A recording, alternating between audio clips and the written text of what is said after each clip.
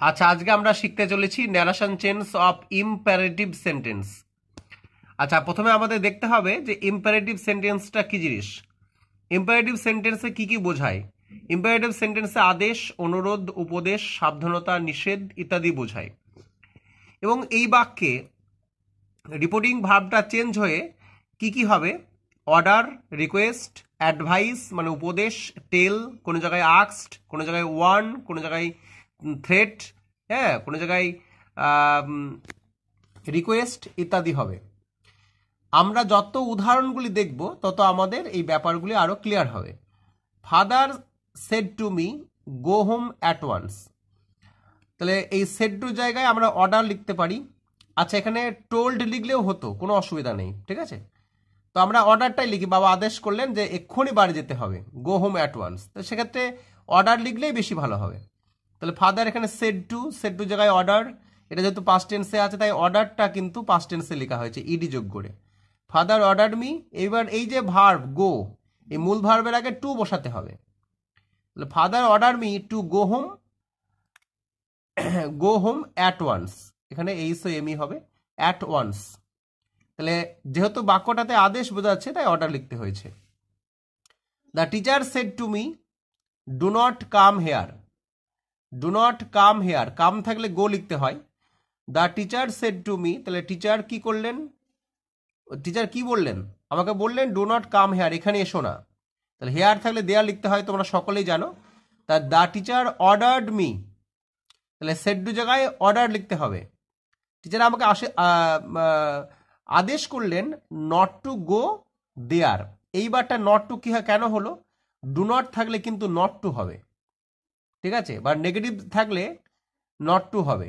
Negative sense বোঝালে not to হবে, বা ডু নট থাকলে নট টু হবে। নেগেটিভ বোঝালেই কিন্তু নট টু হবে। The teacher said to me do not come here. The teacher order me not to go there. Go কেন হলো? কাম থাকলে গো হয়। The teacher order me. আচ্ছা, আমি এখানে অবলিক দিয়েছি এই কারণেই, এখানে যদি কেউ ফরবেড লেখে তাও হবে, এটা নিষেধ করা বোঝায়। The teacher forbade me to go there. এবার একটা কথা বলি, যদি ফরবেড লেখো তাহলে কিন্তু নট লিখলে হবে না, নটটাকে বাদ রাখতে হবে, কারণ এখানেই নিষেধ করা বোঝাচ্ছে, এখানে নেগেটিভ সেন্সটা রয়েছে, তাই এখানে নট লেখার দরকার নেই। তা the teacher order me not to go there, অথবা the teacher forbade me to go there. এখানে ফরবেড লিখলে কিন্তু নট লেখা দরকার নেই।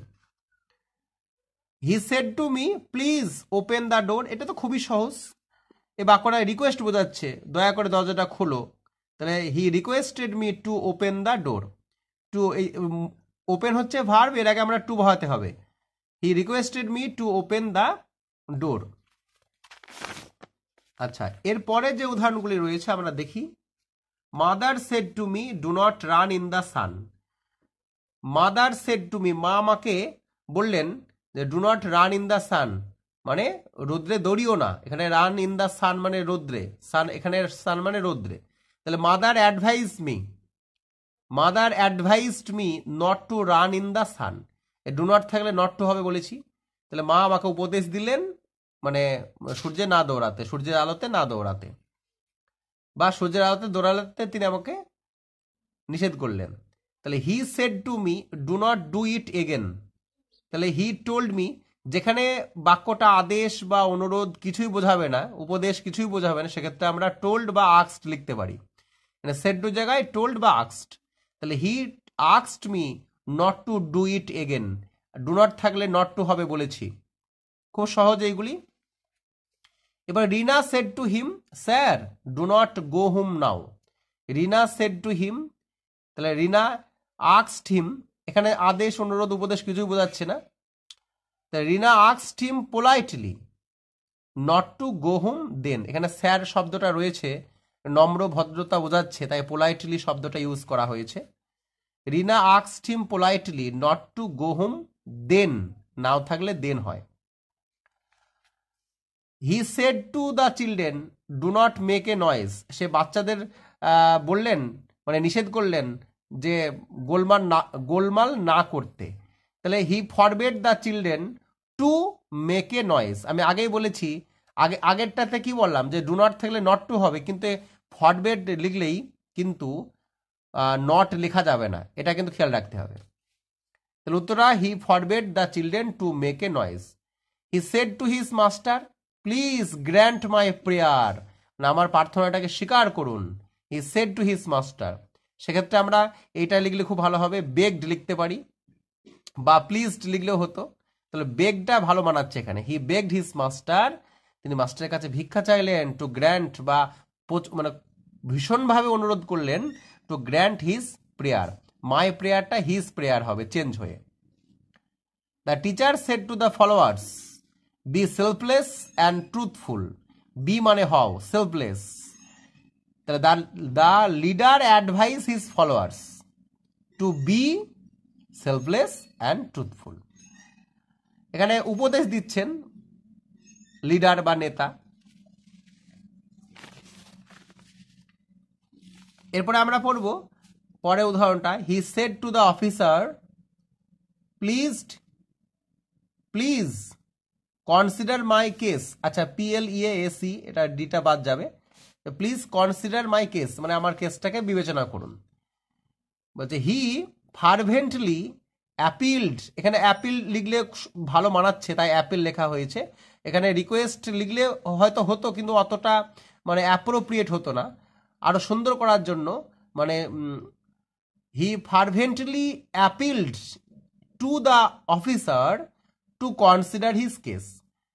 ঠিক আছে, এখানে আমরা অ্যাপিল দিয়ে আবেদন দিয়ে করেছি। অ্যাপিল মানে আবেদন করা, তোমরা জানো। ফারভেন্টলি মানে ভীষণভাবে, নম্রভাবে মানে আবেদন করলো, two the officer to consider his case.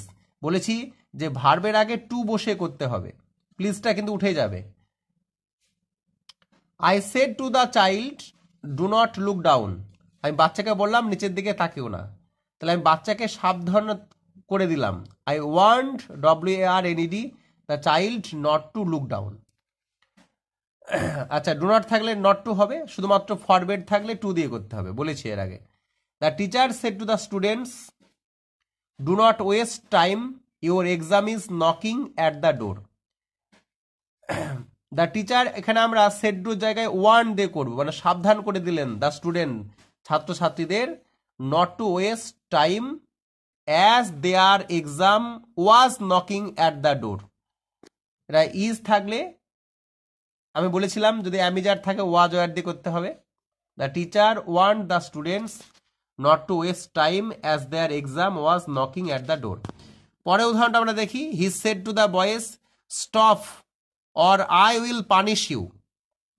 তাহলে এখানে সেড টু জায়গায় অর্ডার হবে, বুঝতেই পারছো। He order the boys to stop and threatened them saying that he would punish them.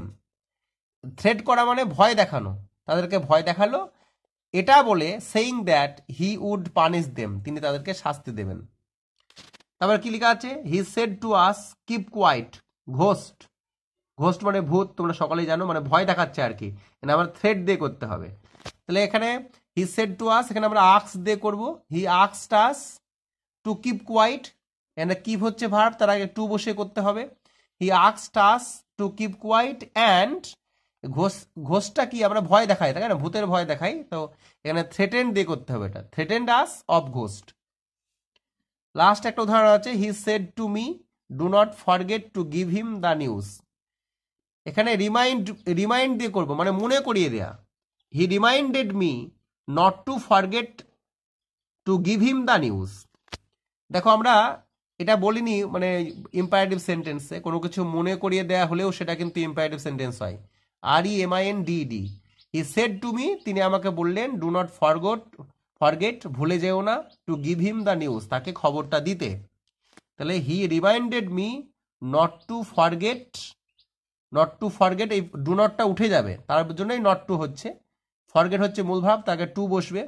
Not to forget to give him the news, remind করা মানে কোনো কিছু মনে করিয়ে দেয়া, তিনি আমাকে মনে করিয়ে দিলেন, এরকম।